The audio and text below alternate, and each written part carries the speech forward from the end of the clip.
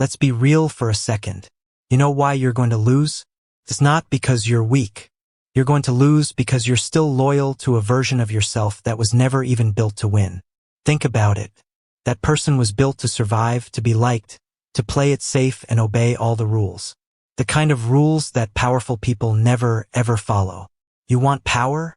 Then you need to understand this. Your first enemy isn't out there somewhere.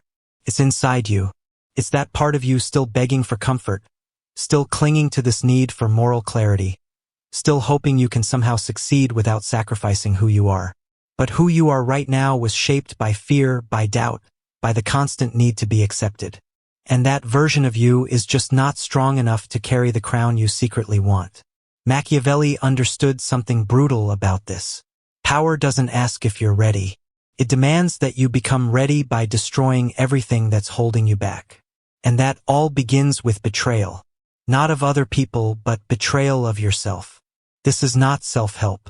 This is self-destruction with a purpose. Because to gain power, to be feared, to rise above all the noise, you have to kill who you really are.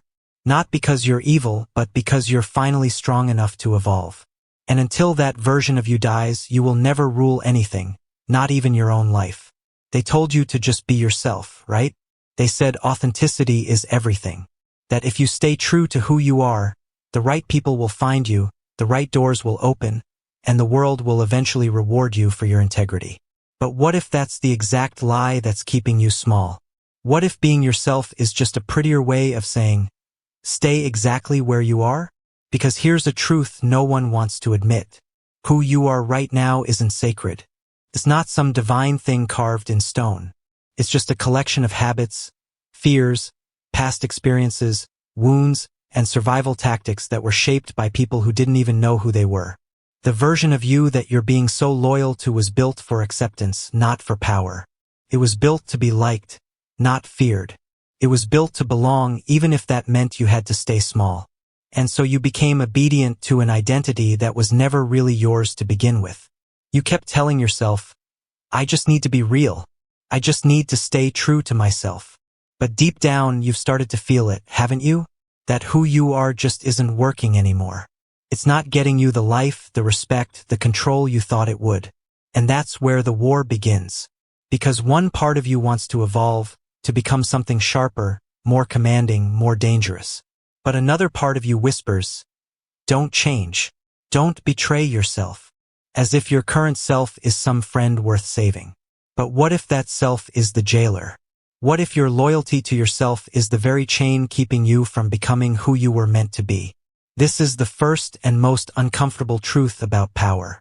To rise, you have to betray the person you have been. Not out of self-hate, but out of clarity.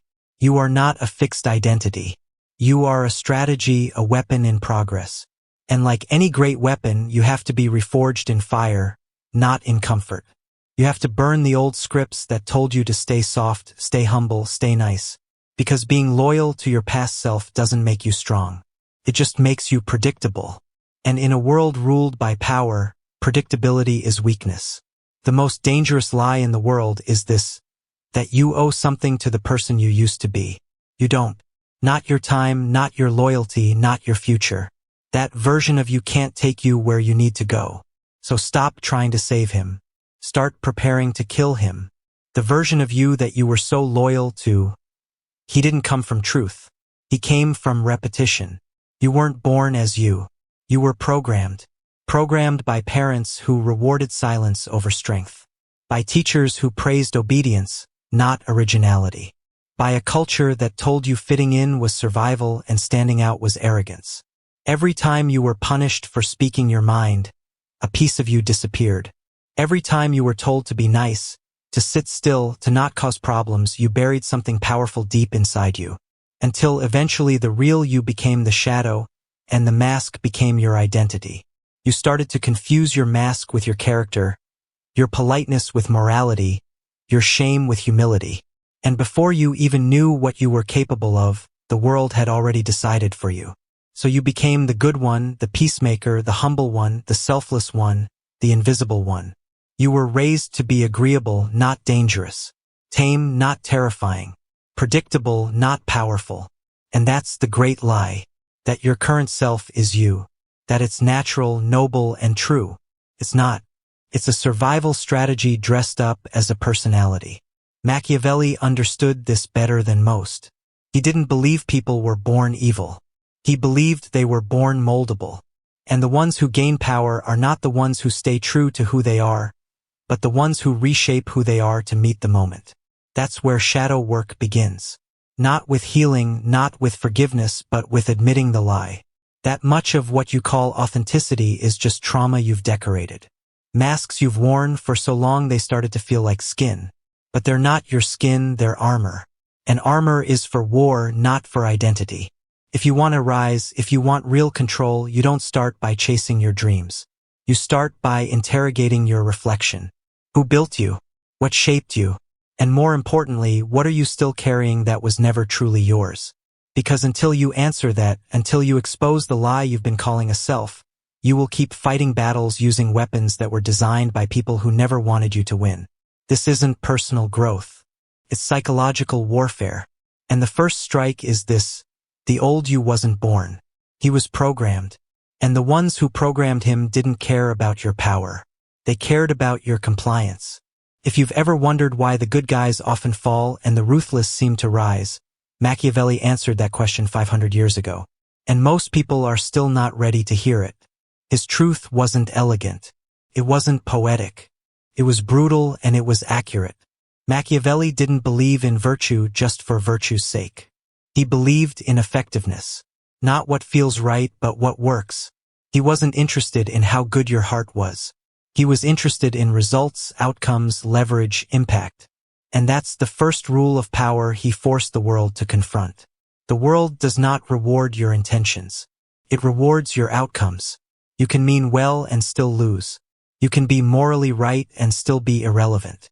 You can be true to yourself and still be invisible. Because power doesn't care who you are. It only cares about what you can control. You think you're playing a game of fairness, but Machiavelli knew this is a game of force, strategy, and perception. So, while you're busy trying to be understood, the powerful are calculating how to be obeyed.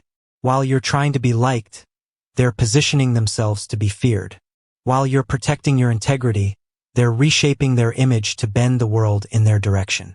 He wrote that a prince must seem virtuous, even if he is not, because perception is the currency of influence. Appear strong and people follow. Appear weak, and they circle you like vultures. This is the forbidden truth. Moral idealism is only useful when it serves your strategy. Otherwise, it's just camouflage for your own helplessness. You were taught that being good makes you powerful. But Machiavelli knew power often requires the appearance of goodness, not the burden of actually living it. He wasn't saying to become evil. He was saying to become effective. To be feared when it's necessary, to be loved when it's useful, to be silent when it protects you, to be decisive when hesitation could get you killed. And most importantly, to shape your identity not around values, but around results. That doesn't mean abandoning every principle. It means choosing the ones that actually get you somewhere. Because in the end, power is not an accident. It is a consequence of those who stopped worshiping who they were and started building who they needed to become. You know what needs to change, but you won't change it. Not because you're lazy, not because you're weak, but because part of you still loves the version of yourself that's holding you back. The version that wants to be accepted, that wants to be seen as good, that wants to believe you can win without losing anything. But that's the illusion. That's the lie. Because transformation doesn't feel like victory at first. It feels like betrayal. Why? Because the ego doesn't want to die. It wants to expand. It wants to stay relevant, even if that means keeping you small. Carl Jung called this your persona. The false self you show to the world. The polite, polished, predictable identity you've built just to gain approval. But buried beneath that mask is your shadow. The ambition you were told to suppress, the rage you were told to tame, the hunger you were told to hide. And when you start to grow, when you start to evolve into something more dangerous, more decisive, more dominant, that shadow rises. Not as a threat, but as your true power.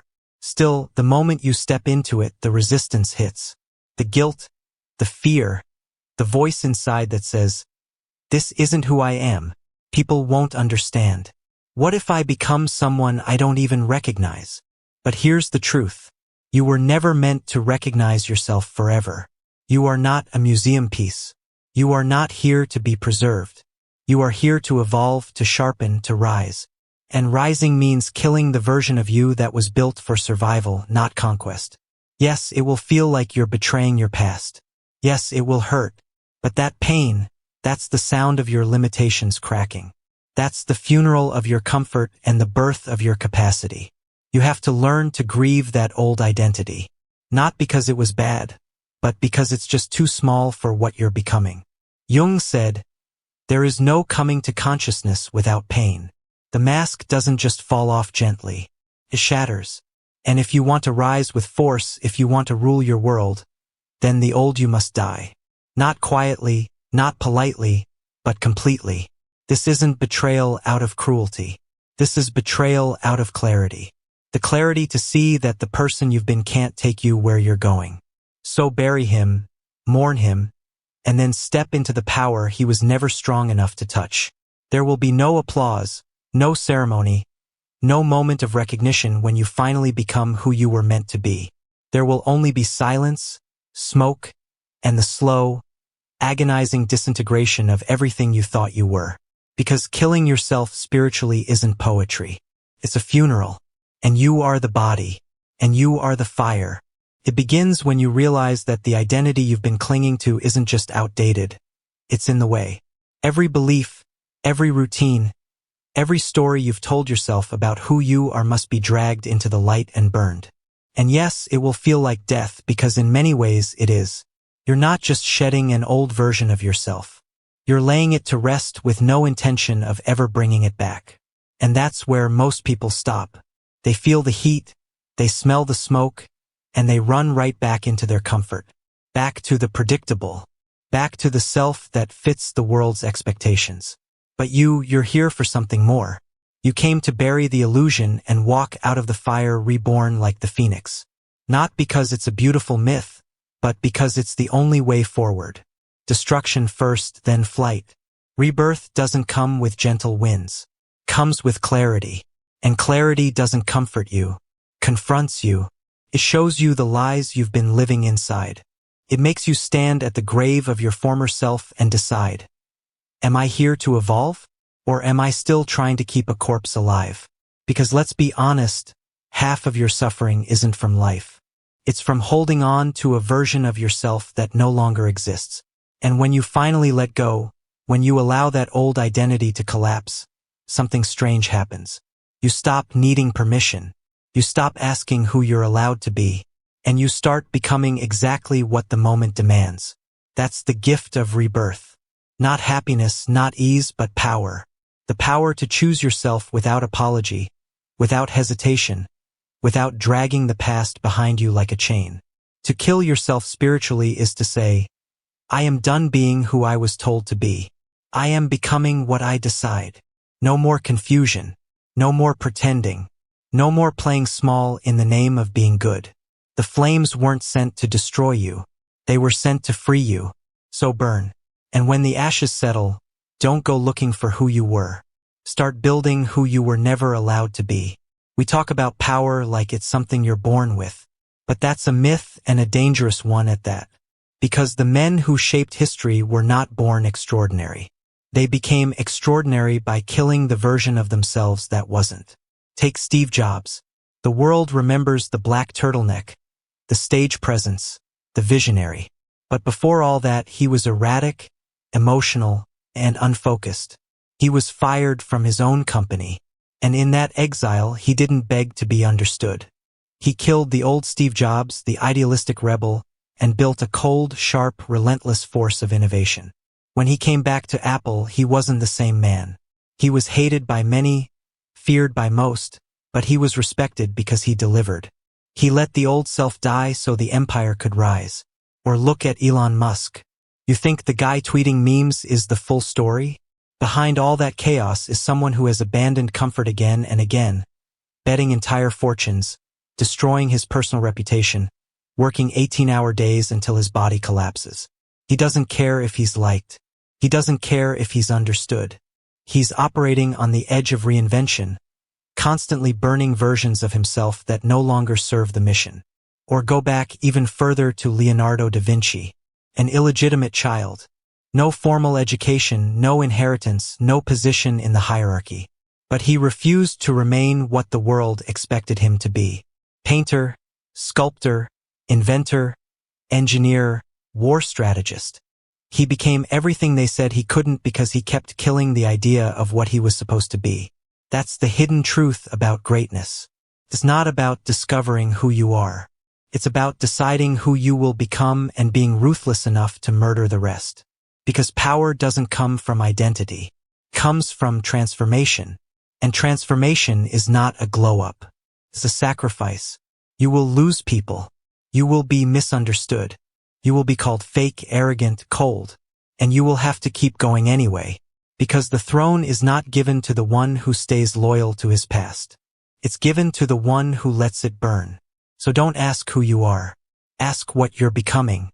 Because in the end, you will not be remembered for who you were, but for what you became. And that version of you, the one who doesn't hesitate, the one who commands rooms, the one who bends reality to his will, he's waiting on the other side of your old self's funeral. You just have to be willing to bury the body. The greatest trick weakness ever played was convincing you it was a virtue. You tell yourself you're being loyal. You say you're being honest. You believe you're being moral. But underneath all of it, if you're brutally honest with yourself, you're just afraid. Afraid to be misunderstood. Afraid to be judged. Afraid to win. Because winning means changing, and change means losing control. And so, you build a cage around yourself made of noble ideas. I don't want to hurt anyone. I want to stay grounded. I don't want to become someone I'm not. But those are not principles. They are excuses. Elegant armor for a frightened ego. Because guilt is the leash the world uses to keep powerful people tame. Not because they're wrong, but because they've been taught to feel bad for wanting more. So you tone yourself down. You speak softly. You ask for less. You seek permission before you act. All in the name of being good. But here's the truth. You think you're being good, but you're just being afraid. Afraid of your own sharpness. Afraid of your ambition. Afraid of who you will have to become if you actually take the throne. Because becoming that version of you means giving up the comfort of being liked. It means stepping into rooms where people don't clap, where no one says thank you, where your strength makes others uncomfortable. But that's where power begins. Power is allergic to hesitation. It does not care about your guilt. It does not slow down for your fears. It rewards those who act, not those who overthink.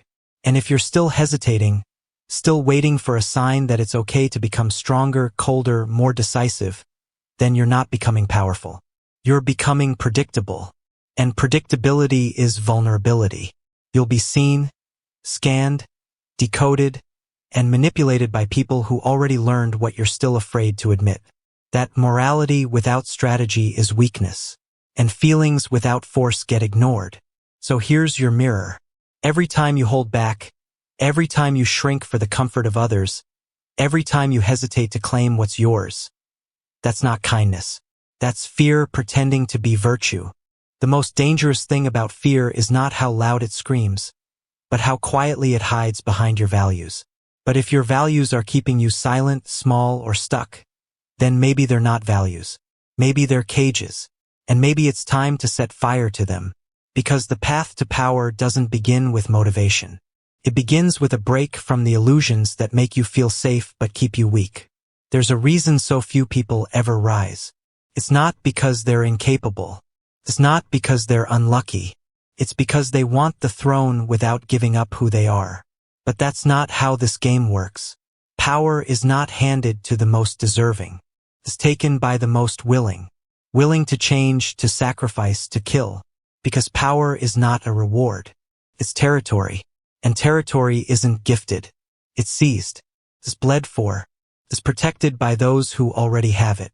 And you don't get in unless you overthrow something or someone. And often that someone is you. Your current self. The version of you that's still unsure, still hesitant, still loyal to old values. He can't sit on that throne. He wasn't built for it. The throne demands clarity, strategy, and violence. Not the violence of cruelty, but the violence of transformation. The ability to break your own identity in half and rebuild it from the ashes. You cannot keep both.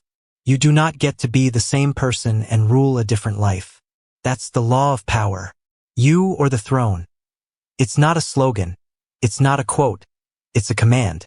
And the longer you try to carry the old version of you into the new world you want to create, the more resistance you'll feel. The more the world will remind you that you haven't paid the price, because you haven't made the trade. The trade is this: kill the man who wants to be understood and become the one who wants to be obeyed. Kill the one who wants comfort and become the one who wants control. Kill the one who plays fair and become the one who plays to win. You are power. It's not a slogan. It's not a quote. It's a command. It's the moment the universe looks at you and says, make your decision. Stay where it's safe or step into the fire. But don't pretend you can do both. The old you wants to be loved. The new you wants to be undeniable. And those two can't coexist. One must die for the other to rise. So if you want the crown, don't just reach for it. Become the version of you who takes it. Because the throne is real, but so is the price. And only one of you will make it there. You've heard it already. Betray yourself. But how? Not metaphorically, not in theory. Step by step. With precision, with purpose, with fire. Because this isn't a concept. This is a ritual. And rituals require sacrifice. So here it is. Step 1. Kill the ego that's keeping you soft. The ego isn't your confidence. It's your attachment to being right, to being safe, to being admired. It's the voice that says, this isn't who I am. I shouldn't have to change. What if they don't like the new me? That voice isn't your identity. It's your limitation in disguise. And it must be silenced. Not with kindness, but with violence. You kill the ego by acting anyway. By choosing power over pride. By doing what the old you would find unrecognizable and not flinching. Step 2. Burn the excuses you've been hiding behind. I don't have time. I wasn't raised for this. I just want to stay humble. Those aren't reasons. They're escape routes. Excuses are emotional insurance policies that let you fail with a story attached. If you want to win, you must commit arson and burn every narrative that explains why you haven't. You are not the story you were handed. You are the story you decide to build. And it starts by setting fire to the ones that kept you small. Step 3. Sacrifice comfort and mourn it like a funeral. Power is allergic to comfort. And yet, comfort is what you've worshipped your entire life. Comfort in being liked. Comfort in familiar routines. Comfort in waiting for signs before you act. So here's the truth. You can have comfort or you can have transformation, but you can't have both. And yes, it will hurt. You'll grieve the old life, the old habits, the old softness. Let that grief wash through you. But don't mistake it for weakness. It's the sound of your rebirth, the final transformation. You'll know the ritual is complete when you stop needing applause. When you stop asking who you're allowed to be. When you wake up, look in the mirror and say, I don't recognize who I was, but I respect who I've become. That's not betrayal. That's evolution. And if no one claps when you cross that threshold, good. Because power doesn't come with validation. Comes with clarity. You've done what 99% of people will never do. You've buried the person who kept you weak and built the one who can finally win. You don't lose yourself by evolving.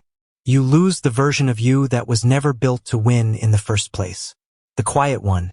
The people pleaser. The self-doubter. The dreamer who waited for permission. The soft soul who wanted power but couldn't pay the price. That version of you was stitched together by fear, by guilt, by stories told by people who were too scared to rise themselves. You called it identity, but it was a defense mechanism.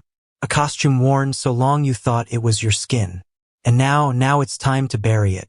Because you can't become the person who commands a room, who bends reality, who sits on the throne, until you kill the one who was afraid to even try. There's no ceremony for this, no applause, just fire and a decision. And when it's over, when the ashes settle, you won't just be different. You will be dangerous. Not cruel, not cold, just clear about who you are, what you want, and what you will never tolerate again. This is the truth Machiavelli knew, and the one the world still tries to silence. To gain power, you must kill who you really are. Not out of malice, but out of clarity, out of necessity, out of truth. The old you was built by fear. The new you is forged in fire. And if that fire burns, good. Let it. Because victory always begins with a funeral.